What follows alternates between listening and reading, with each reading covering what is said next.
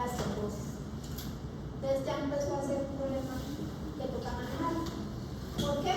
Por la edad materna, que ahora es más tardía, por la obesidad, por el sedentarismo, por la diabetes, por todas esas enfermedades que afectan con la edad.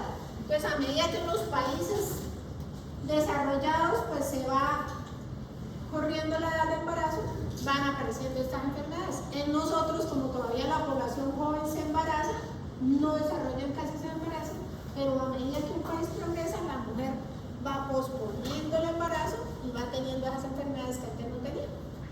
Entonces, las trombosis en el embarazo, la más frecuente es trombosis de miembros inferiores y embolismo pulmonar. Esas dos.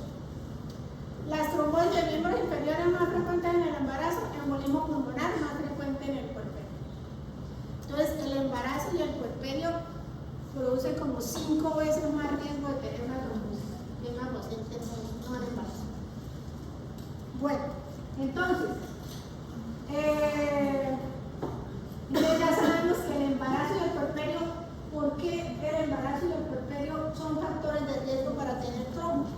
Aparte de lo que les dije que la da y todo eso, pero ¿qué fisiológicamente? Porque aumentan las plaquetas. Porque aumentan las proteínas procoagulantes. O sea, estamos en un evento fisiológico que aumenta la coagulación para proteger a la mamá. Entonces, por eso es un factor de riesgo para tener enfermedad trombólica. Es 5 veces mayor que la paciente no embarazada. Y miren, el riesgo aumenta de 30 a 60 veces en el posparto. Muchísimo, ¿no? Entonces, lo que les digo, más común la venosa en el embarazo, la pulmonar en el puerperio, por el fenómeno del aumento de las proteínas que aumentan la hipercoagulabilidad en el embarazo como protección.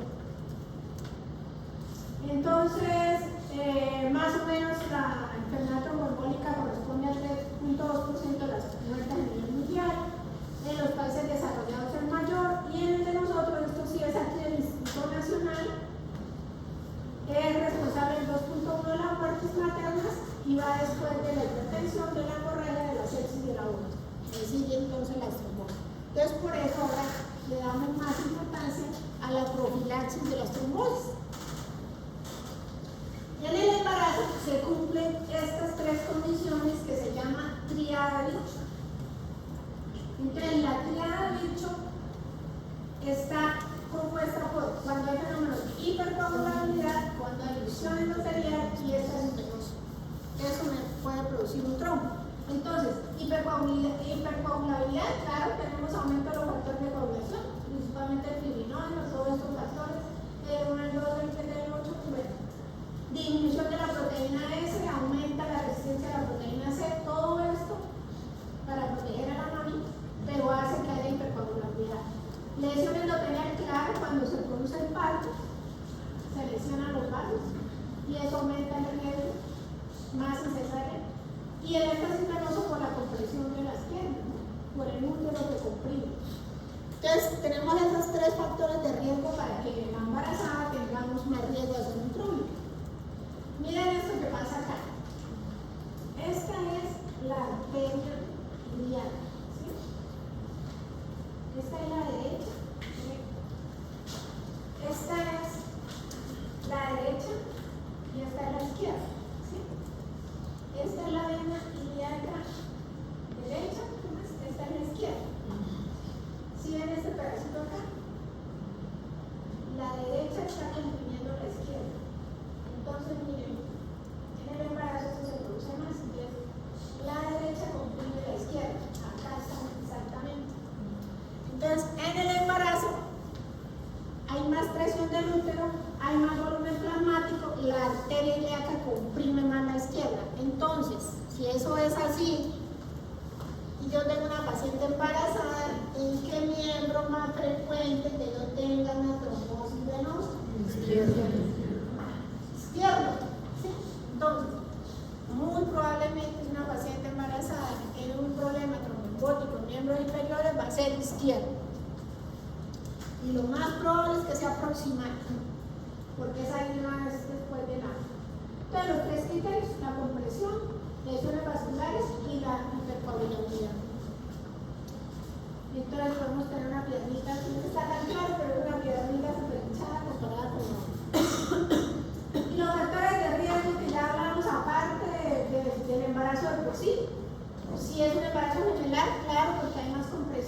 la mamita ya tiene varices de entrada, daño endotelial, no les puedo explicar la enfermedad inflamatoria intestinal porque se relaciona con eso, porque no se sabe bien por qué, pero la paciente que tiene problemas intestinales tiene más riesgo de hacer una trombosis venosa. Infecciones por la misma respuesta inflamatoria puede producir problemas, la diabetes, las hospitalizaciones. La mamita hospitalizada que lleve más de 3 días hospitalizada tiene ya riesgo de hacer una trombosis. La obesidad y la edad materna. Entonces, siempre estas condiciones que es la obesidad y la edad materna, vean que nos afectan el embarazo, nos afectan la pérdida celular, recorriendo muchas cosas. Entonces, esas dos son muy importantes. Paciente gestante mayor, pues, para hacer trombo. Y en el posparto, pues la cesárea, aumenta más el riesgo que el parto. Y las comorbilidades que ya vimos, lo mismo, si la paciente es obesa, si fue pretérmino, si tuvo una hemorragia, mamá mayor, que esto es muy importante, la eclampsia, la preeclampsia. Siempre que tengamos una paciente que termina una preeclampsia, debemos ponerle también una vez tromboprofilaxis. Tiene un riesgo alto de trombo, pero que no esté sangrando, ¿no? ¿Cuándo la indicamos? Entonces, generalmente la indicamos. A ver, en esto no hay un consenso claro. Hay varias escuelas, que la de Royal College, que la americana, que la de todas, cada uno tiene unos criterios, tiene unas tablas para ver cuándo les damos tromboprofilaxis, pero algo que sí debe tener claro es que si la mamita ya tiene un diagnóstico de trombofilia o ya tuvo un trombo, pues en el embarazo nos toca ponerle tromboprofilaxis. O sea, en eso sí no hay duda. O sea, si ya una mamá embarazada ya tiene estudio de trombofilia porque ha tenido aborto, que hicieron ya el estudio, pues yo sé que me toca ponerle tromboprofilaxis. Entonces, aprendan en esas dos. Paciente con una trombofilia adquirida o con un trombo anterior, me toca ponerle tromboprofilaxis. Ya los otros criterios, si es obesa, si es mayor de edad, si bueno, pero voy a mirar si le da tromboprofilaxis o no.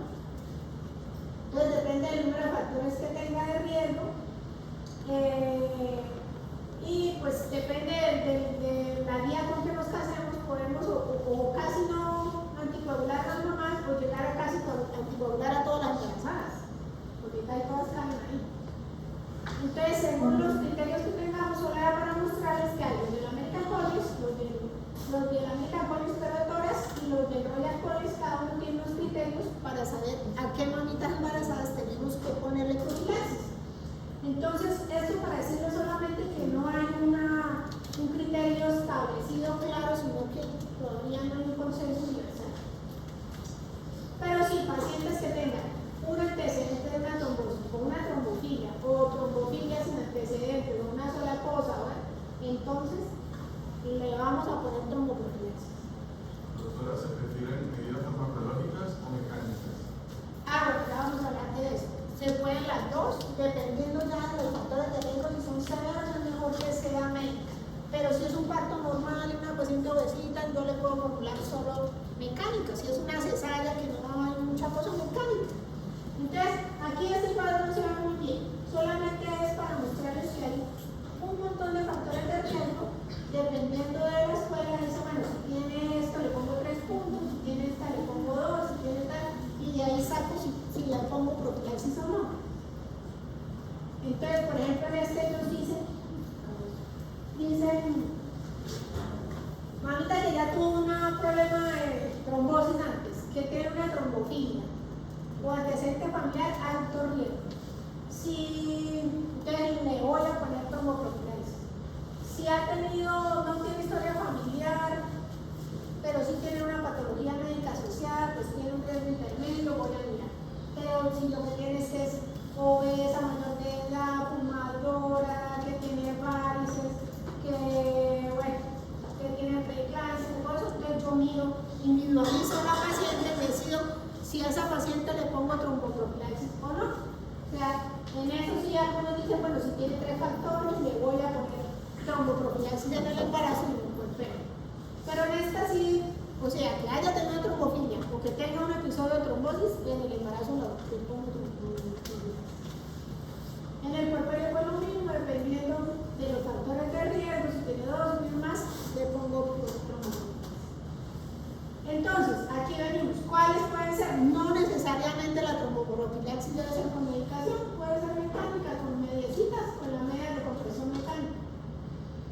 para nosotros, ¿cuál vamos a utilizar? Entonces, tenemos las trombofilias de bajo peso, la aspirinita, las heparinas no fraccionadas y los anticoagulantes orales. Solamente vamos a usar la warfarina, ya les digo en qué, en casos especiales. Entonces, en el embarazo nos quedamos con las heparinas de bajo peso y la heparina no fraccionada. La aspirinita para casos especiales de trombofilias. Estoy hablando de la paciente de trombosis venosa, porque también en la preeclampsia y eso, y en las bebés de bajo con RCIU se usa también la aspirina. Entonces tenemos farmacológica y mecánica. Entonces los anticoagulantes de la familia tenemos los parenterales que nosotros usamos, más son las heparinas de bajo peso, los orales que tenemos la warfarina y todos estos inhibidores de factor Xa, rivaroxabana, pixabana, oxabana, no los usamos en el embarazo, no los usamos, porque no hay estudios suficientes para ver si hay problemas para el bebé. Entonces, ¿cuándo vamos a usar tromboprofilaxis? Otra vez repetimos. Cuando las trombofilias, las pacientes con eventos anteriores y esto es lo que es muy importante. Usuarias de válvulas protésicas. Aquí es donde tenemos un dilema importante, que es donde tenemos que hablar con el cardiólogo. Ya les digo por qué. Bueno, entonces, cuando tenemos trombofilias, podemos ser las hereditarias, como les dije también ya en la autorrepetición, las adquiridas, como es el síndrome de anticuerpos antifosfolípicos.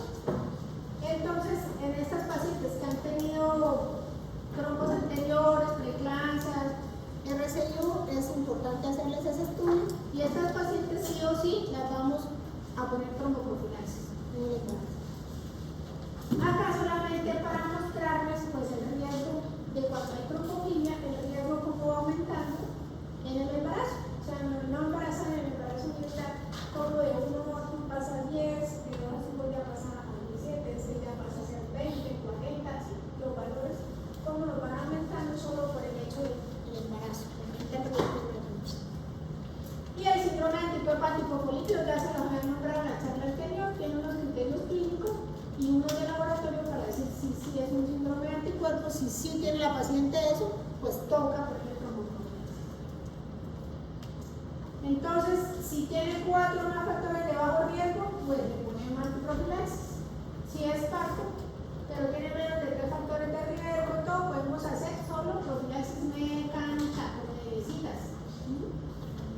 Entonces ya para tener en cuenta si la paciente es mayor de edad, si es obesa, si es diabética, si tuvo gemelos, eso lo vamos a ver en cada paciente. Si veo que sí, que es una paciente gemelar de 40 años o obesa, pues mejor la pongo tromboprofilaxis, sobre todo en el portero. Bueno, y generalmente llevamos a hacer esa profilaxis hasta todo el portero, dependiendo la causa. Puede ser que si es una causa leve, digamos que la paciente es porque tuvo gemelos y es obesa y eso de pronto solo 10 días, que son los primeros días donde más están los factores de coagulación aumentados, o si ya es una trombofilia o un antecedente de trombosis, mejor todo el portero.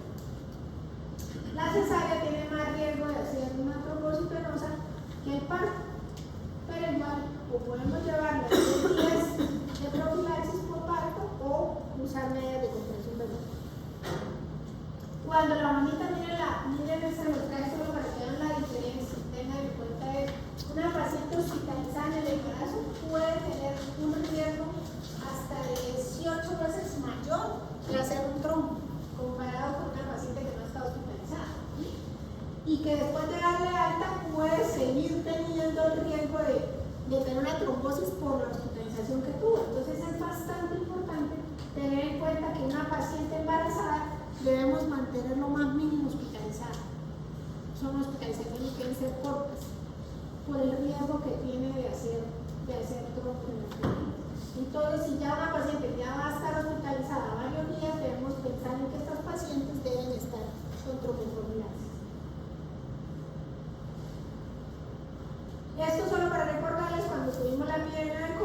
que sí o sí había que ponerles tromboprofilaxis porque lo vimos cómo la paciente le daba y llegaba con un trombo. Y tuvimos varias con trombosis, tromboembolismo por COVID. Entonces había que ponerles a todas tromboprofilaxis. Entonces, en las pacientes lo que les dije, lo más importante es el antecedente de la trombofilia, de que haya tenido un episodio y la trombofilia. Debemos ponerle profilaxis anteparto y hasta que termine el puerperio, ¿no? Entonces, ya sea adquirida o sea hereditaria, ponerle hasta que termine su puerperio. ¿Cuáles tenemos entonces? Las heparinas de bajo peso, que son las que más usamos, que se ponen subcutáneas una vez al día. Las aspirinitas que nos ayudan, por ejemplo, en los síndromes de anticuerpos antifosfolípidos. Tenemos la heparina no fraccionada, pero en este caso no la usamos, no es la de bajo peso. Bueno, eso solo para decirles que las heparinas son seguras en el embarazo, que no le producen ningún problema al bebé, entonces las podemos usar con toda la seguridad. ¿Y qué problema le puede pasar con un anticoagulante? Una hemorragia. Entonces, ¿qué pasa? Que si yo tengo una mamita que tiene una trombofilia, un antecedente de un trombo anterior, está embarazada, le estoy poniendo una trombofarina, ¿qué debo tener en cuenta para el momento del parto?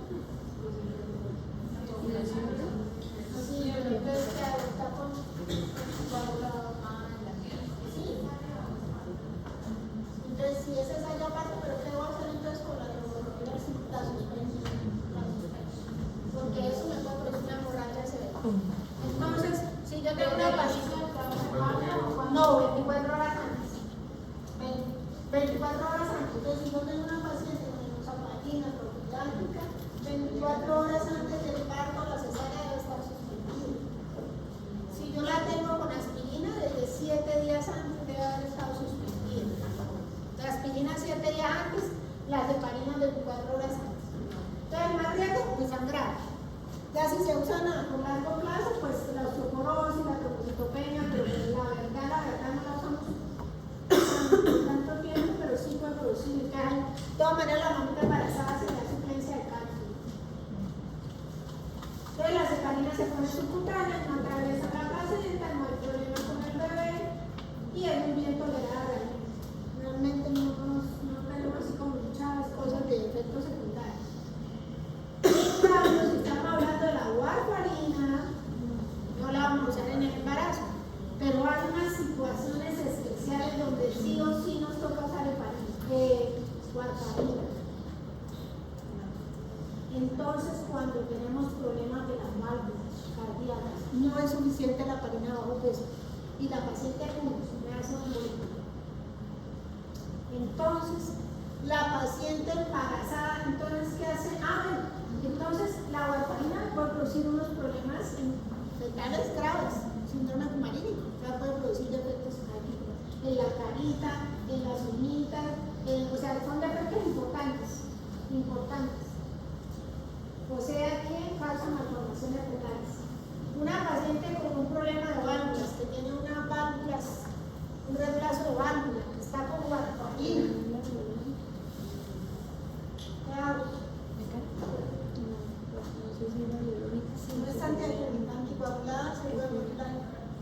Si sigue con warfarina, se debe morir.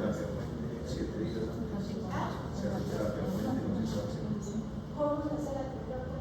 7 días antes se suspende la warfarina y al quinto se inicia la parenterapia. Entonces, así es. Entonces, lo primero es que la paciente no está embarazada. Entonces, acuérdense, ustedes van a ser internistas, hematólogos, bueno, se van a manejar cardiólogos. Señores, no puede quedar embarazada porque el bebé puede nacer con problemas. Y yo sé pacientes embarazadas con warfarina. O sea, fallamos en la información a veces a los pacientes. Usted no puede quedar embarazada tomando warfarina. Entonces, ¿qué hacemos? Lo que la paciente quedó embarazada, me toca suspenderle la warfarina.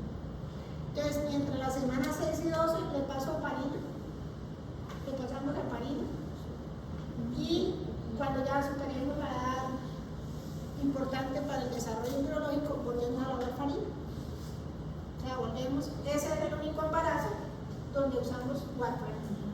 Solo hay un tiempo así como para saber cuándo se pasa ya en un momento. O sea, después de la semana, o sea, de la semana 6 y 12 del embarazo usamos heparinas. Después ya que termina la semana 12, de una vez empezamos la warfarina. Hasta que termina el embarazo la suspendemos pues antes del parto y luego la retomamos otra vez. Entonces tengan en cuenta eso, la única paciente que va a tener anticoagulación oral con warfarina son las válvulas mecánicas. De resto, heparinas de bajo peso.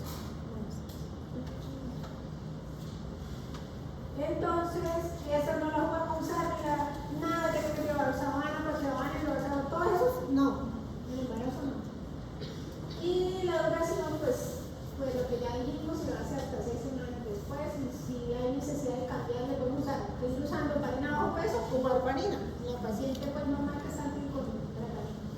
Esto es solo para mostrarles que en las trombofilias adquiridas, pues dependiendo de si está el diagnóstico, le damos las dos cositas, aspirina y le ponemos tromboprofilaxis.